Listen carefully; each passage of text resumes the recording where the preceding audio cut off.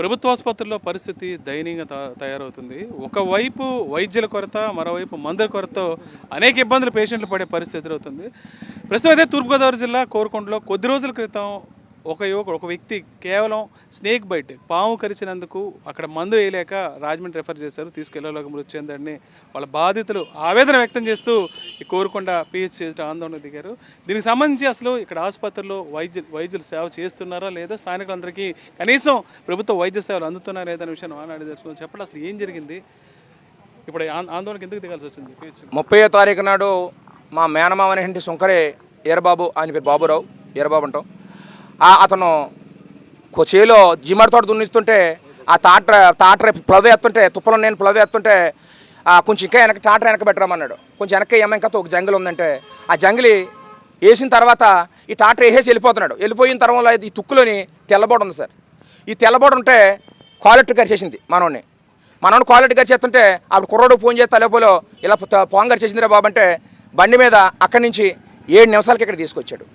7 నిమిషాలకి ఇక్కడ తీసుకొచ్చిన తర్వాత వీళ్ళు ఏం చేశారంటే ఏదో మామూలుగా ఎలర్జీ లేకుండా ఒక ఇంజక్షను, వాపు లేకుండా ఒక ఇంజక్షను, 2 ఇంజక్షన్లు చేసి ఇక్కడ మీరు వచ్చారని చెప్పొద్దు, ఇక్కడ మీరు రాలేదు, మేము ఇంజక్షన్ చేయలేదు, రాజమండ్రి గవర్నమెంట్ హాస్పిటల్కి వెళ్ళిపోమన్నారు. ఎందుకు చెప్పాల్సి వచ్చింది సార్? ఇక్కడ మీరు రాలేదు, మేము చూడలేదు, అర్జెంటుగా గవర్నమెంట్ హాస్పిటల్ తీసుకెళ్ళిపోమన్నారు రాజమండ్రి. ఇక్కడేమో అధికారులను అడుగుతుంటే ఇక్కడ వ్యాక్సిన్ పెట్టామంటున్నారు. వ్యాక్సిన్ పెట్టుంటే కనీసం రాజమండ్రి వెళ్ళేదాకా సరే వెసులుబాటు ఉంటుంది. ఒక 10 నిమిషాలు 15 నిమిషాలు వెసులుబాటు ఉంటుందా సార్? వీళ్ళు వేసామంటున్నారు. ఆ పై అధికారులు చెప్తుంటేనేమో డిఎంఎన్ఎస్ షుగర్ వాళ్ళతో మాట్లాడుతూనే ఇక్కడ ఉన్నాయి అంటున్నారు. ప్రతి హాస్పిటల్లో కూడా స్నేక్ బైట్కి అదేవిధంగా డాగ్ బైట్కి, అంటే ఈ కుక్క కరిచినా సరే పాము కరిచినా సరే ఖచ్చితంగా మందు ఉంది, ఇక్కడ ఏర్పాటు చేసామని చెప్తున్నారు. ఇక్కడ మీకు ఆ అవకాశం ఇవ్వలేదా? లేదు సార్. ఎత్తే ఎందుకు పోతాడు చెప్పండి సార్, ఎత్తే ఎందుకు పోతాడు చెప్పండి. ఇక్కడ మాకు ఏజెన్సీ ప్రాంతాల దగ్గర మాకు 24 గ్రామాలు 25 గ్రామాలు ఉంటాయండి. మేమంతా కూడా రైతాంగం, కష్టపడేవాళ్ళం, తెల్లారైతే పురుగు పుట్ట తిరిగేవాళ్ళం. మరి ఇంత దారుణంగా ఉన్నప్పుడు డాక్టర్లు ఎందుకు లేకపోవాలి? 2 డాక్టర్లు ఉన్నారు. మేడం ఒక ఆవిడని డాక్టర్ గారు అయినారు. ఆ మేడం గారు ఏదో బంధులో ఉన్నారంట, వాళ్ళు ఏదో చేస్తారంట, సెలవులో ఉన్నారు. ఇంకో డాక్టర్ ఉంటాడు. ఆ డాక్టర్ గారు మేము 10:30కి వచ్చినప్పుడు కూడా ఇక్కడ కనీసం మెడికల్ ఆఫీసర్ హాస్పిటల్లో ఉండాలా ఉండకలద్దా? మెడికల్ ఆఫీసర్ హాస్పిటల్లో ఉండాలా ఉండకలద్దండి? ఇప్పుడు బిడ్డ అడ్డం తిరిగి వస్తారు, లేకపోతే ఒక మాట్లాడే దురదృష్టం ఎవరో పేషెంట్ వస్తూ ఉంటారు. చూడవలసిన బాధ్యత వాళ్ళ దగ్గర ఉంది, ఉండాలా ఉండక్కర్లేదా? 108 ఫోన్ చేస్తే టిఫిన్కి వెళ్ళాడంట. 108 వేసుకుని టిఫిన్కి వెళ్ళినట్టున్నాడు. నేను ఎక్కడో గండేపల్లి జగ్గంపేట నుంచి వస్తుందని చెప్పారు. ఏంటండి అసలు హాస్పిటల్ వైఖరి అసలు బాగాలేదు సార్. ఇక్కడ ట్యాప్ వైఖరి కూడా బాగాలేదు, సరైన రీతిలో ప్రజలకు వైద్యం అంతలేదు. మేము ఎవరు కక్షపూర్ణంగా చెప్తలేదు. మా ప్రాణం పోయి మా మేనమామ అన్యాయం అయిపోయి మేము ఆవేదనగా మాట్లాడుతున్నాం తప్ప ఇంకా ఏరే ఉద్దేశం కాదు. పాము కరిచి వ్యక్తి చనిపోయినా సరే ప్రాథమిక ఆరోగ్య కేంద్రంలో వైద్యులు పట్టించుకోలేదు, కనీసం ప్రాథమిక వైద్యం చేసినా సరే ప్రాణం నిలబడి ఉండేదని చెప్తున్నారు. మీరు చెప్పండి, అసలు మీకేం జరిగింది? పోయిన సంవత్సరం జ్వరం వచ్చిందండి. జ్వరం వస్తే బాగా విపరీతంగా జ్వరం వచ్చిందని చెప్పి హాస్పిటల్కి ఆటో మీద తీసుకొచ్చారండి. హాస్పిటల్కి ఆటో మీద తీసుకురావడం జరిగింది. తీసుకొచ్చిన తర్వాత ఇక్కడ చూసి ఏదో ఒక ఇంజక్షన్ చేశారో లేదో మొత్తం మీద ఏమన్నారంటే ఇక్కడ అవ్వదో రాజమండ్రి తీసుకెళ్ళిపోమన్నారు. రాజమండ్రి తీసుకెళ్ళిపోవడం ఏంటండి, జ్వరం వచ్చింది, జ్వరానికి కనీసం ఇంజక్షన్ చేయాలి కదా, ఇంజక్షన్ చేయకుండా రాజమండ్రి తీసుకెళ్ళిపోమంటే రాజమండ్రి వెళ్తులో ఇంకా ఎక్కువైపోద్ది అని అడిగానండి. అడిగితే ఆడవాళ్ళు తీసుకొచ్చారండి. నాకేమో నీరసంగా ఉంది, వీళ్ళేం పట్టించుకోవట్లేదు. ఆ నీరసంతోనే లేచి గట్టిగా కేకలేసాను, నాటకాలు ఆడుతున్నారంటే నాటకాలు మీరునే ఇక్కడ వైద్యం చేస్తారా చేయరా? మేము చేయలేమని చెప్పి రాసివ్వండి మాకు స్లిప్పు, హాస్పిటల్ రిఫర్ చేస్తామని రాసిస్తున్నారండి. రిఫర్ చేయటం కాదు, ఈ వైద్యం ఈ జ్వరానికి ఇక్కడ మెడిసిన్ లేదు అని మీరు మాకు స్లిప్ రాసివ్వండి. నాకు వచ్చిన జ్వరానికి మీకు లేదని రాసివ్వమంటే మాట్లాడలేదండి. అప్పుడు మా అన్నయ్య గారు అబ్బాయికి ఫోన్ చేసి మీడియాని పిలిపించమని చెప్పానండి. అప్పుడు మీడియా ఎందుకు అని అప్పుడు వైద్యం చేశారండి. చేయరండి. అలాగా అప్పుడు చేసిన తర్వాత 2 ఇంజక్షన్లు చేసి చల్లని పెట్టారు. ఒక అరగంటకి జ్వరం తగ్గిపోయింది. అవకాశం ఉంది.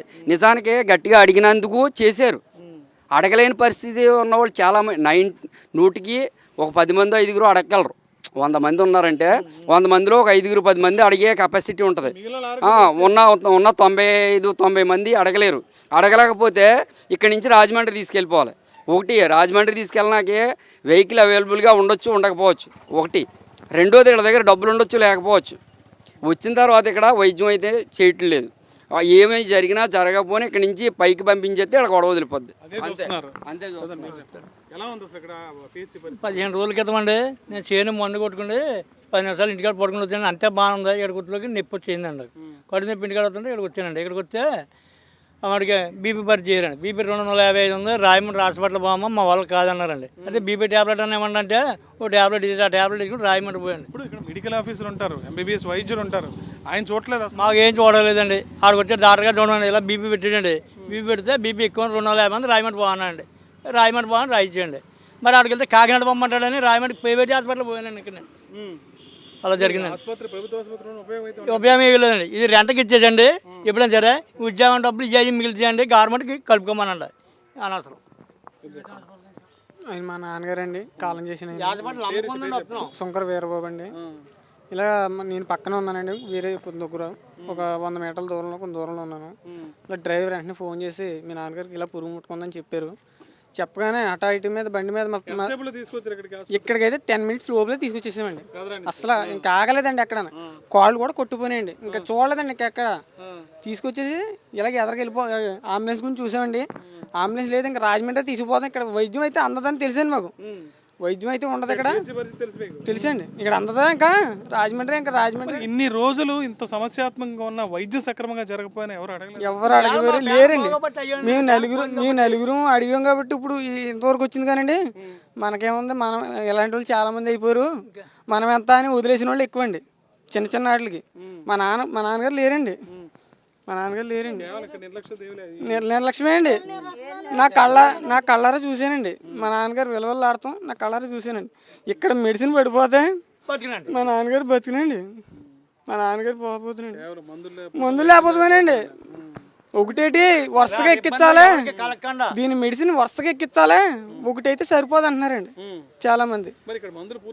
రెండు ఇంజక్షన్లు చేశారండి. ఆ రెండు నీళ్ళండి. మా నాన్నగారు అంటే ప్రాణం అండి. మా నాన్నగారు లేరండి. అమ్మా, ఇక్కడ మీకు పిహెచ్సి ఉంది, ఆరోగ్య కేంద్రం ఉంది, అయినా సరే ఇప్పుడు వీళ్ళు చెప్తున్నది కనీసం జ్వరానికి కూడా చూసే పరిస్థితి లేదంటున్నారు. అంటే ఇప్పుడు ఎలాగంటే అండి, ఎక్కువగా డాక్టర్లు పేషెంట్లు ఎక్కువగా వచ్చారనుకోండి, పేషెంట్లు ఎక్కువగా వస్తే డాక్టర్లు ఇసుక్కుంటున్నారండి. నర్సులతో శుద్ధాగా ఇసుక్కుంటున్నారు. ఏంటి ఈ సంత ఏటి, ఈ మంద ఏటి అని అడుగుతున్నారండి. ఖచ్చితంగా హాస్పిటల్లో ఖచ్చితంగా అడుగుతున్నారండి. మరి బాగోకపోతే వస్తామండి. మరి హాస్పిటల్ ఉంది, ఎందుకుందండి, హాస్పిటల్కి వస్తాం కానీ అన్నారు. అంటే కూడా మేము ముద్రకించాను కూడాను. నేనే ముద్రకించానండి, ఎవరూ అక్కర్లేదండి, నేను ముద్రకించాను. ఎందుకండి దాటి మరి బాగోపోతే తల్లిదండ్రులతో సమానమే కదండి. మరి మీ దగ్గర రాకపోతే మేము ఎవరి దగ్గరికి వస్తాము? ఇదేంటంటే మంద అంటారేటి, మందకు చేస్తాక మీరు ఉన్నారా? ఉత్తునుగాని తీసుకుంటారు మీరు ఉద్యోగాలు, మీరు ఉత్తునుగాని తీసుకుంటారు కదా, జీతాలు తీసుకుంటున్నారు కదా, మాకు చేస్తాకే అని చెప్పి కూడా నేను అడిగానండి. ఒకటే ప్రధానంగా చెప్తున్నారు, ఆసుపత్రి అయితే ఉంది, వైద్య సేవలు మాత్రం అందట్లేదు. కనీసం వైద్యులు కానీ సిబ్బంది కానీ ఎక్కువ మంది వస్తే పేషెంట్లు వచ్చిన విసుక్కునే దయనీయమైన పరిస్థితి అయితే ఇక్కడ ఉంది. ఒకవైపు మందులు లేవు, వైద్యులు లేరు, సిబ్బంది లేదు, దేనికైనా సరే కనీసం బీపీ చూడడానికి కూడా అవకాశం లేదు. రాజమండ్రి వెళ్ళిపోమని రాజమండ్రి రెఫర్ చేస్తున్నారు. ఇటువంటి పరిస్థితుల్లో ఆసుపత్రి ఉన్నా సరే అధికారులు కానీ ప్రభుత్వం కానీ పట్టించుకోకపోవడం దారుణం అంటున్నారు. ఒక నిండు ప్రాణం కేవలం ఈ ఆసుపత్రి సిబ్బంది నిర్లక్ష్యం, మందులు లేకపోవడం వల్లే పోయిందని వీళ్ళైతే ఆవేదన వ్యక్తం చేస్తున్నారు. ఇప్పటికైనా ప్రభుత్వం దీని మీద చర్య తీసుకోవాలి. ప్రధానంగా కొద్ది రోజుల క్రితం నుంచి పిహెచ్సి వైద్యులంతా కూడా సమ్మెలో ఉన్నారు. ప్రత్యామ్నాయం ప్రభుత్వం ఏర్పాటు చేయాలి. అయితే ఇంతవరకు ప్రత్యామ్నాయ ఏర్పాట్లు కూడా చేయకపోవడంతో ఆసుపత్రి పరిస్థితి మరింత దయనీయంగా తయారైందని వీళ్ళంతా ఆవేదన వ్యక్తం చేస్తున్నారు. ఇప్పటికైనా ప్రభుత్వం వైద్యుల్ని, అదేవిధంగా సిబ్బందిని, దీంతోపాటు మందులు కూడా ఇక్కడ సరఫరా చేయాలి వీళ్ళంతా కోరుకుంటున్నారు. కోరుకుంటు నుంచి విజయస్మృతిక సరీష్ ఫర్ సాక్షి న్యూస్.